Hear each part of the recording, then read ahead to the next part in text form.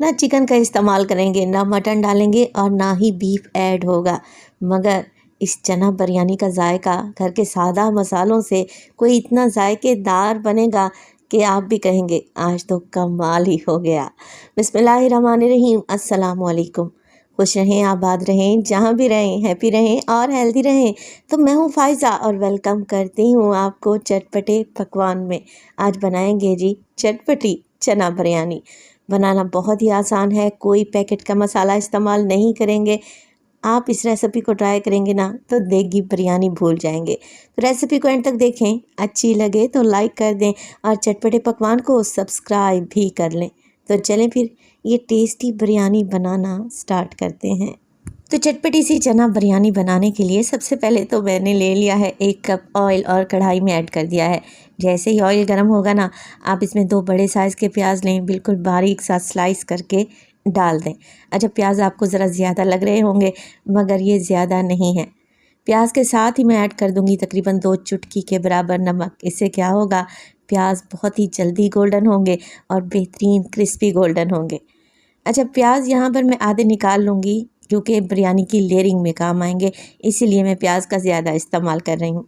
तो बस प्याज को फ्राई करेंगे और लाइट गोल्डन कलर आने तक।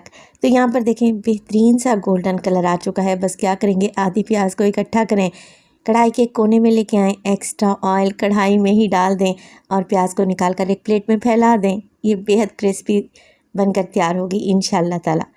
तो बाकी बची हुई प्याज में अब मैं डालूँगी मज़ीद कुछ चीज़ें। तो सबसे पहले तो मैं डाल रही हूँ इसमें अदरक और लहसुन का पेस्ट 1 टेबलस्पून भर कर डाल दें। फ्लेम को भी मैंने बिल्कुल लो कर दिया है। अदरक लहसुन को मिक्स करें और बस 20 से 30 सेकंड के लिए ही प्याज के साथ फ्राई कर लें। चटपटी चना बिरयानी में मैं आलू का भी इस्तेमाल करूंगी। तो ये 2 मीडियम साइज़ के आलू हो गए जिन्हें मैंने बड़े टुकड़ों में काट कर तैयार कर लिया है। अच्छा, आलू यहाँ पर आप स्किप भी कर सकते हैं मगर डालेंगे ना तो चना बिरयानी और ज़्यादा टेस्टी बनेगी।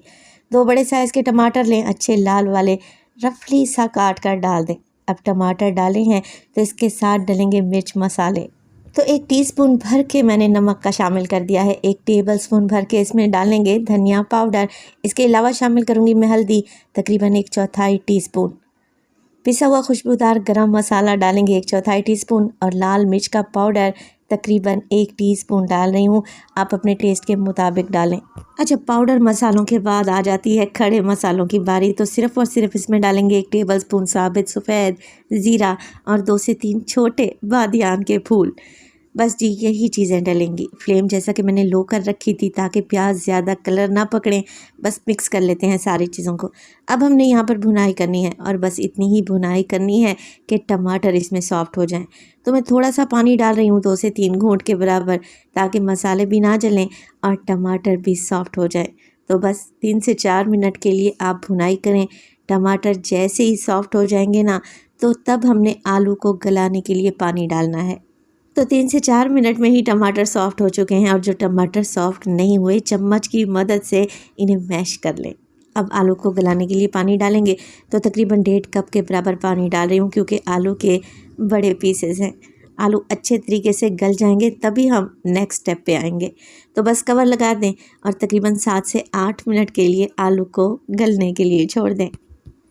चना बिरयानी की इस रेसिपी को बनाने में आपको सिर्फ़ और सिर्फ 30 से 35 मिनट लगेंगे। इस मसाले को बनने में ज़्यादा देर नहीं लगेगी। तो यहाँ पर देखें मसाला भुन चुका है, पानी जो इसमें डाला था वो तकरीबन ड्राई हो चुका है। ऑयल भी आपको नज़र आ रहा होगा किनारों से। आलू को चेक कर लेते हैं, आलू भी बहुत ही अच्छी तरीके से गल चुके हैं। चलें जी, अब बारी आती है कि ऐड किए जाएँ इसमें चने। तो यहाँ पर मैं काबुली चने का इस्तेमाल कर रही हूँ। साइज़ में ये चने थोड़े से बड़े होते हैं, बिरयानी पुलाव में ज़्यादा अच्छे लगते हैं। तो 1 पाव चने को मैंने रात में ही भिगो दिया था, हल्का सा मीठा सोडा डालकर। सुबह मैंने मीठे सोडे वाला पानी गिरा दिया, 2 से 3 पानी में इसे वॉश करें और फिर बॉयल कर लें। देखें ये कम्प्लीटली गले हुए चने हैं। मिक्स कर लेते हैं इनको और अब हम इसमें डालेंगे मज़ीद कुछ चीज़ें। तो सबसे पहले तो मैं डाल रही हूँ इसमें हरी मिर्चें, अच्छी खुशबू और जायके के लिए 3 से 4 डाल दें डंडी निकाल कर। इसके अलावा 1 कप दही का भी इस्तेमाल करूँगी। तो ये घर वाली फ्रेश दही है जिसे मैंने फेंटा नहीं है। अच्छा, दही जो डालना है आप लोगों ने इसी स्टेज पर डालना है। अगर दही आलू को भूनते वक्त आप लोगों ने ऐड कर दिया ना, तो आलू बिल्कुल भी नहीं गलेंगे, इस बात का ध्यान रखें। तो बस दही को मिक्स कर लें, 5 मिनट के लिए सिर्फ़ और सिर्फ कवर लगा कर पकाएं और 5 मिनट के बाद बेहतरीन खुशबूदार सा चना कोरमा मसाला एकदम तैयार है। बग़ैर पैकेट के मसाले के शानदार तैयार होगा। अच्छा, यहाँ पर जो ध्यान देने वाली बात है वो ये कि इस चना मसाला को मैंने कम्प्लीटली ड्राई नहीं किया। हल्की हल्की सी आपको इसमें ग्रेवी नज़र आ रही होगी और ये ग्रेवी आप लोगों ने छोड़नी है।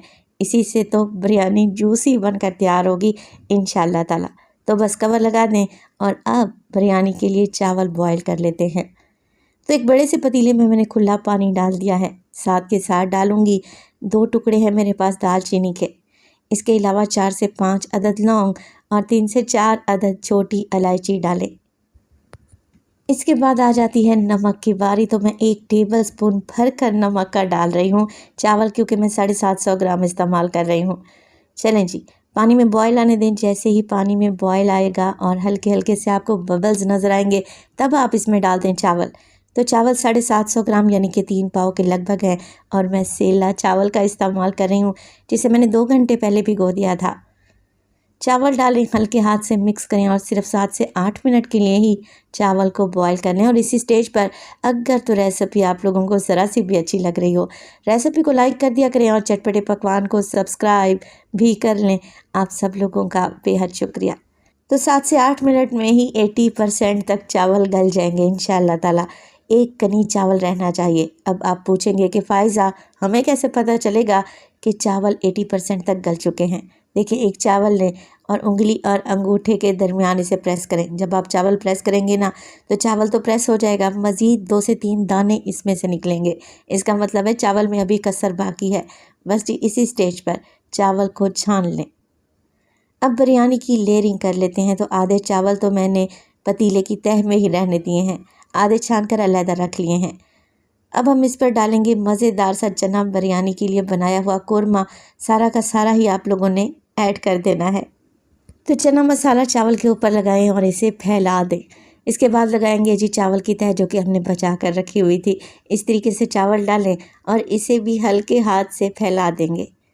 अब बारी आती है इस पर तली हुई प्याज डालने की, जो कि हमने स्टार्ट में निकाल कर रखी हुई थी ना, बस वो डाल देंगे। वो इसीलिए निकाल कर रखी हुई थी कि बिरयानी की तह लगाने में काम आएगी। लेमन के कुछ स्लाइसेस भी लगाऊंगी। एक बड़े साइज़ का लेमन था जिसे मैंने बारीक स्लाइस में काट लिया है। इसके अलावा डालेंगे ढेर सारा धनिया और पुदीना। अच्छा, यहाँ पर बिरयानी को खुशबूदार बनाने के लिए मैंने केवड़ा एसेंस और ज़रदा फूड कलर को घोल कर रखा हुआ था पानी में, एक साइड पर डाल दें। सारी बिरयानी के ऊपर आप लोगों ने नहीं डालना, वरना कलर ही ख़राब हो जाएगा बिरयानी का। बस जी, कुछ भी नहीं करना, कवर लगा दें और पहले 2 मिनट के लिए हाई फ्लेम पे और बाकी के 10 मिनट के लिए लो फ्लेम पे से दम पे लगाएं। टोटल 12 से 13 मिनट के बाद माशाल्लाह से बेहतरीन देगी स्टाइल में चटपटी करारी चना बिरयानी बनकर तैयार है। आप ज़रा इसकी लुक तो चेक करें, लग रही है ना टेस्टी। एक एक चावल खिला हुआ है और बेहद जायकेदार भी बनेगी। आप इस रेसिपी को ट्राई करेंगे ना, इंशाअल्लाह ताला मुझे दुआएं देंगे।